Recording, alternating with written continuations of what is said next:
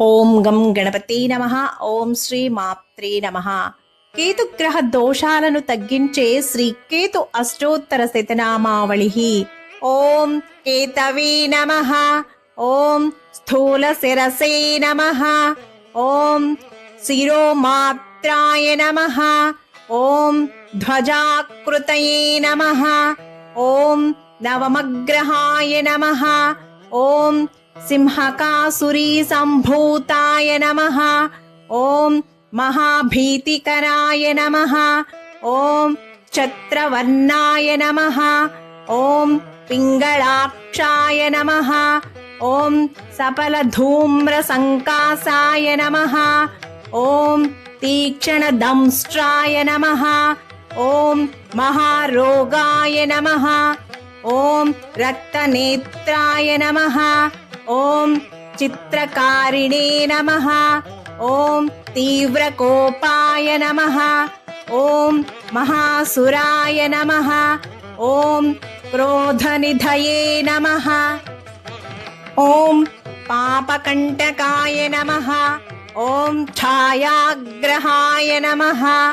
ఓం అంత్యగ్రహాయ నమః. ఓం మహాశీర్షాయ నమః. ఓం సూర్యారయే నమః. ఓం పుష్పవద్గ్రాహిణే నమః. ఓం వరదహస్తాయ నమః. ఓం గదాపాణయే నమః. ఓం చిత్రశుభ్రధరాయ నమః. ఓం చిత్రరథాయ నమః. ఓం చిత్రధ్వజపతాకాయ నమః. ఓం కుకుత్థభక్షకాయ నమః. ఓం వైడూర్యాభరణాయ నమః. ఓం ఉత్పాతజనకాయ నమః. ఓం శిఖినేందనాయ నమః.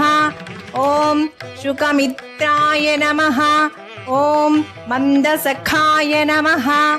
ఓం అంతర్వేదీశ్వరాయ నమః. ఓం జైమినీ గోత్రజాయ నమః. ఓం చిత్రగుప్తాత్మనే నమః. ఓం దక్షిణాభిముఖాయ నమః. ఓం ఘనవర్ణాయ నమః. ఓం ఘోరాయ నమః. ఓం ముకుందవరప్రదాయ నమః. ఓం మహాసురకులోద్భవాయ నమః. ఓం లంబదేహాయ నమః. ఓం శిఖినే నమః. ఓం ఉత్పాతరూపధరాయ నమః. ఓం మృత్యుపుత్రాయ నమః. ఓం కాలాగ్నిసన్నిభాయ నమః. ఓం నరపీఠకాయ నమః. ఓం సర్వోపద్రవకారకాయ నమః. ఓం వ్యాధినాశకరాయ నమః. ఓం అనలాయ నమః. ఓం గ్రహణకారిణే నమః. ఓం చిత్రప్రసూతాయ నమః. ఓం అదృశ్యాయ నమః. ఓం అపసవ్యప్రచారిణే నమః. ఓం నవమే పాదాయ నమః. ఓం ఉపరాగగోచరాయ నమః.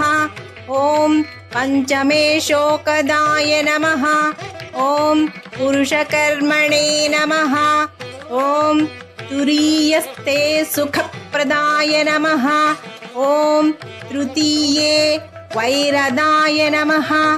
ఓం పాపగ్రహాయ నమః.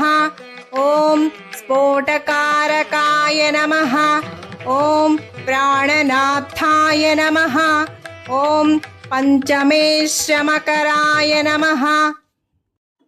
ఓం ద్వితీయే స్ఫుటవత్ప్రదాయ నమః. ఓం విషాకులితవక్రాయ నమః. ఓం కామరూపిణే నమః. ఓం చతుర్థే మాతృనాశకాయ నమః. ఓం నవమే పితృనాశకాయ నమః. ఓం అంతే వైరప్రదాయ నమః. ఓం సింహదంశాయ నమః. ఓం సత్యే అనృతవతే నమః. ఓం సుతానందనబంధకాయ నమః. ॐ सर्पाक्षिजाताय नमः ॐ कर्मराश्युद्भवाय नमः ॐ उपान्ते कीर्तिदाय नमः ॐ सप्तमेकलहप्रदाय नमः ॐ ऊर्ध्वमूर्धजाय नमः ॐ अनङ्गाय नमः ॐ अष्टमे व्याधिकर्त्रे नमः ॐ धने बहुसुखप्रदाय नमः ॐ जनने रोगदाय नमः ॐ गृहोत्तंसाय नमः ॐ अशेषजनपूजिताय नमः ॐ पाददृष्टये नमः ॐ भेचराय नमः ॐ शाम्भवाय नमः ॐ नटाय नमः ॐ शाश्वताय नमः ॐ शुभाशुभफलप्रदाय नमः ॐ सुधापायिने